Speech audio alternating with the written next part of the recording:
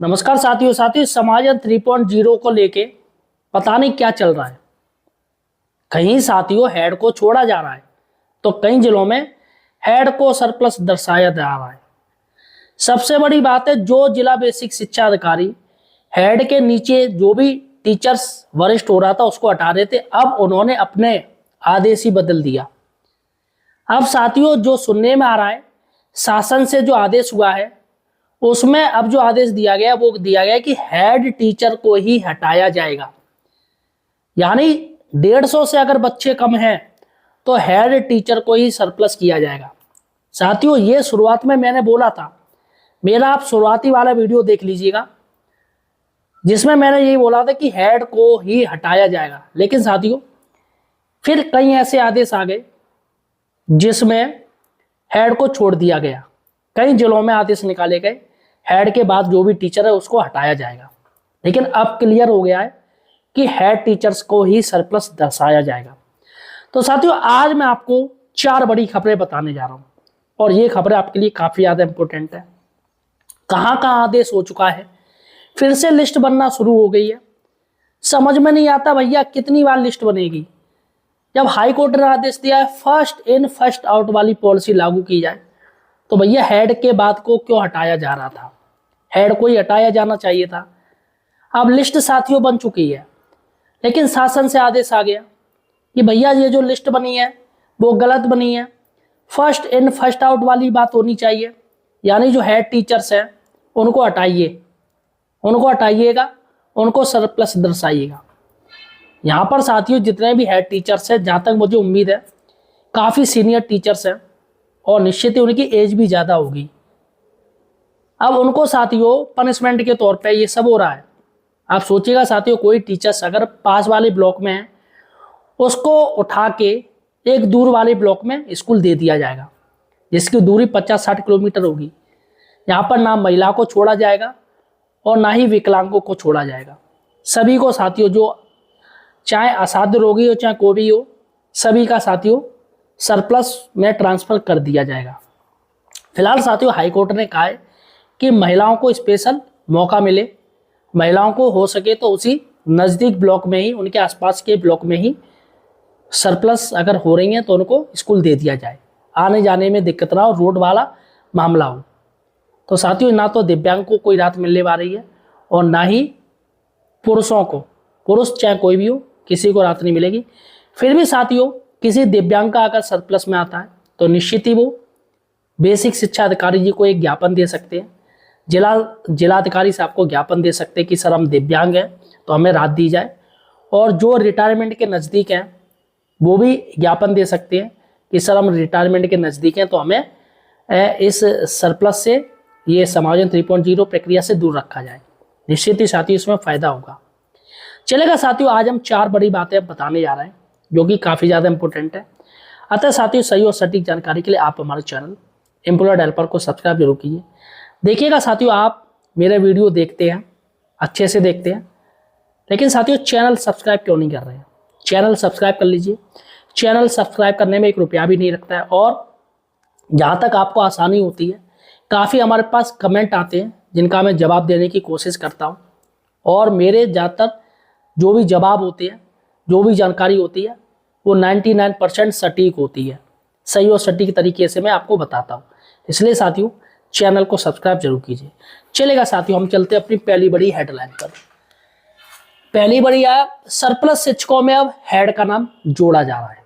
जी हाँ साथियों, कई जिलों ने हेड टीचर्स को हटा दिया था, लेकिन अब जो शासन से आदेश आया है उसमें कहा गया है कि आप फिर से लिस्ट बनाइएगा और हेड टीचर्स को ही सीनियर दिखाइएगा।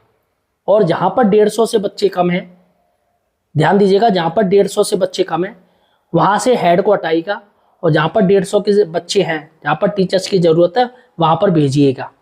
तो साथियों यहाँ पर ये अब नियम आ गया है और मैं आपको बता दूँ कई जिलों में लिस्ट बन भी चुकी है। जैसे बलिया में साथियों हेड टीचर को ही हटाया गया है, झांसी में भी हेड टीचर्स की ही लिस्ट बनी है और लखीमपुर खीरी में भी हेड टीचर्स को ही हटाया जा रहा है जहाँ पर 150 से बच्चे कम है। और बिजनौर में भी हेड टीचर्स को हटाया जा रहा है। बिजनौर में साथियों पहले से एक लिस्ट बन चुकी थी, लेकिन साथियों फिर से जिला बेसिक शिक्षा अधिकारी जी ने एक नई लेटर जारी किया है इस चीज़ को लेके। साइड से एक लेटर चल रहा है, लेटर देखिएगा, मैं पढ़ के आपको बता रहा हूँ, देखिएगा। लेटर भी नवीन है, 19/6/2026 का। 20 तारीख तक हर हाल में शासन को सरप्लस शिक्षकों की जो सूची है वो देनी है।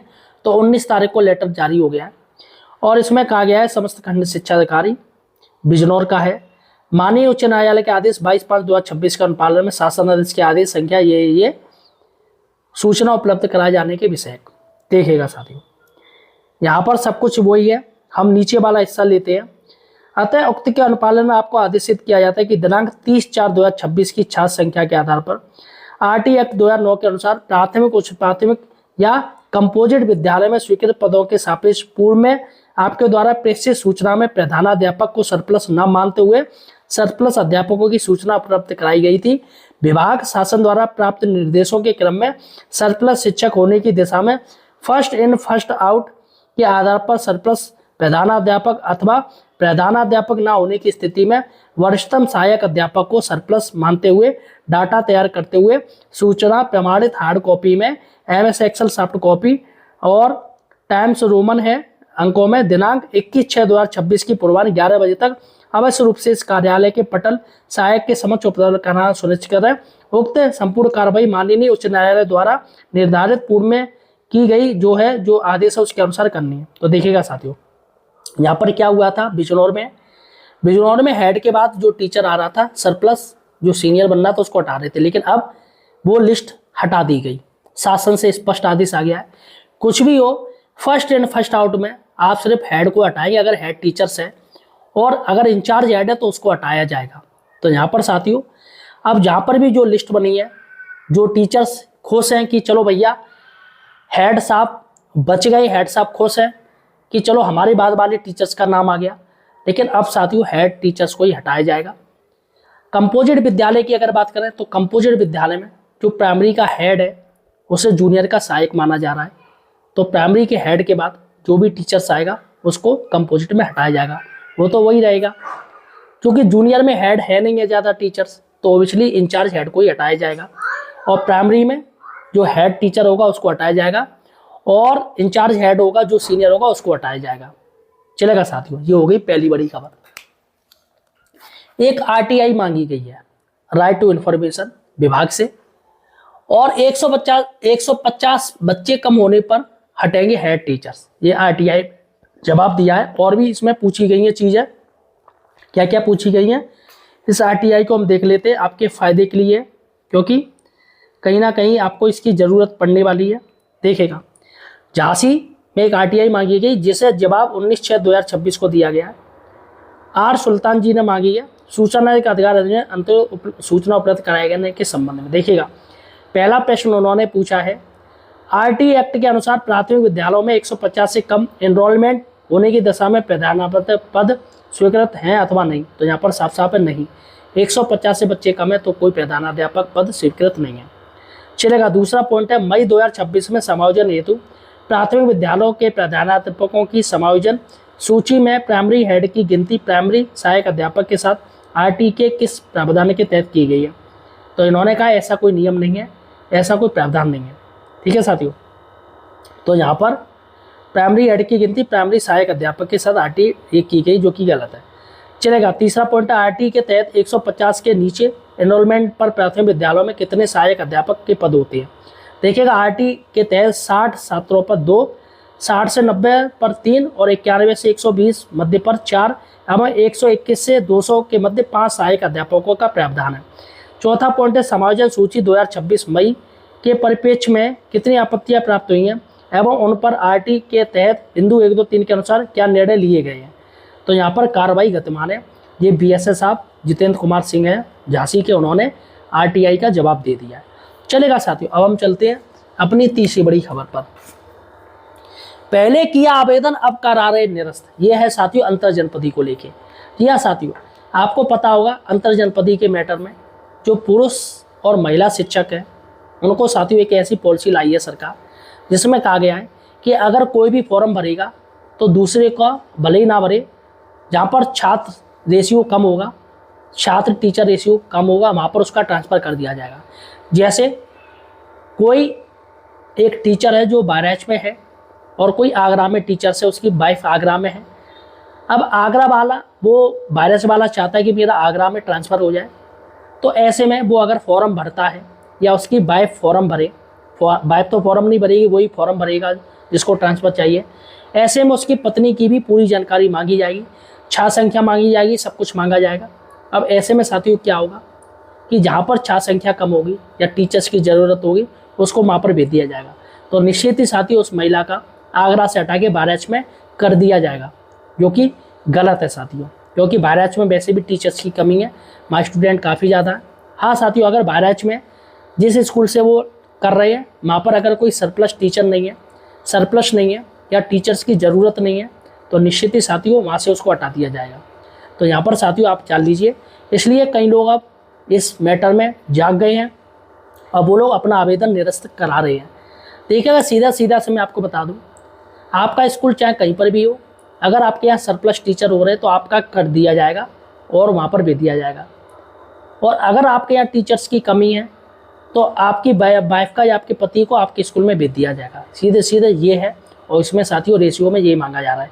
देखिएगा एक न्यूज़ है, शिक्षक छात्र अनुपात के अनुसार शिक्षक दंपति के तबादले के नियम बने वजह, और यहाँ पर प्रदेश के परिषदीय विद्यालयों के शिक्षकों को इस समय तबादला प्रक्रिया चल रही है, किंतु इसमें काफ़ी बाध्यता होने से शिक्षक अभिभावकों की स्थिति में सबसे ज़्यादा परेशान शिक्षक दंपति हैं।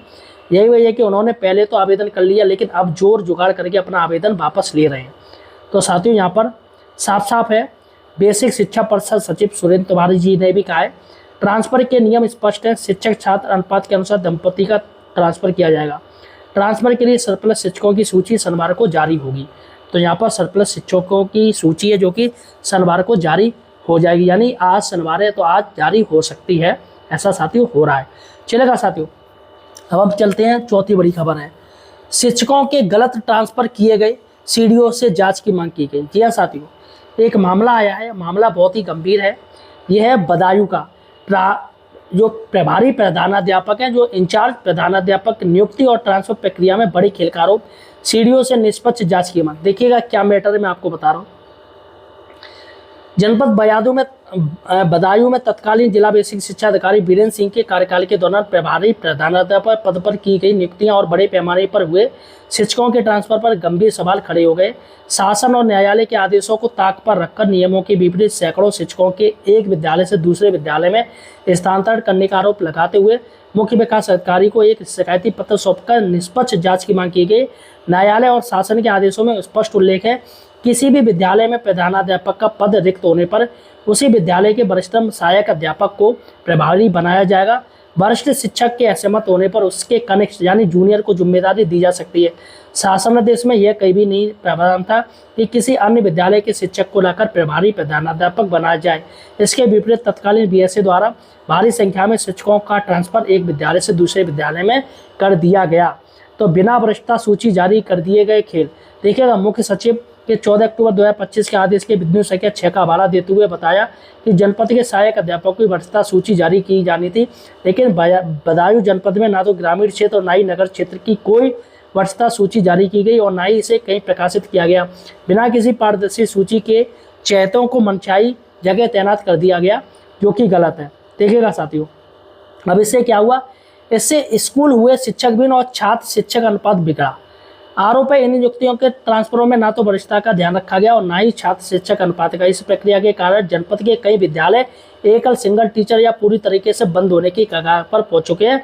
वर्तमान एकल विद्यालयों की सूची से जांच कराई जाए तो स्पष्ट हो जाएगा, वहाँ के शिक्षकों को हटाकर दूसरी जगह प्रभारी बना दिए गए, जिससे बच्चों की पढ़ाई वो प्रभावित हो रही है। और काउंसलिंग का अता पता नहीं था, तारीखों में भी हेरफेर का आरोप और संपूर्ण प्रक्रिया निरस्त कर दोषियों की कार्रवाई की मांग की गई है। तो साथियों यहाँ पर टीचर्स के द्वारा ये मांग की गई है। तो फिलहाल साथियों ये बड़ी खबर थी जो कि मैंने आपको बता दी। फिलहाल आपके ज़िले में क्या चल रहा है, क्या हेड टीचर्स का भी सरप्लस दर्शाया जा रहा है, क्या हेड टीचर्स को ही हटाया जा रहा है, मुझे कमेंट सेक्शन में अपने ज़िले का नाम जरूर बताइएगा।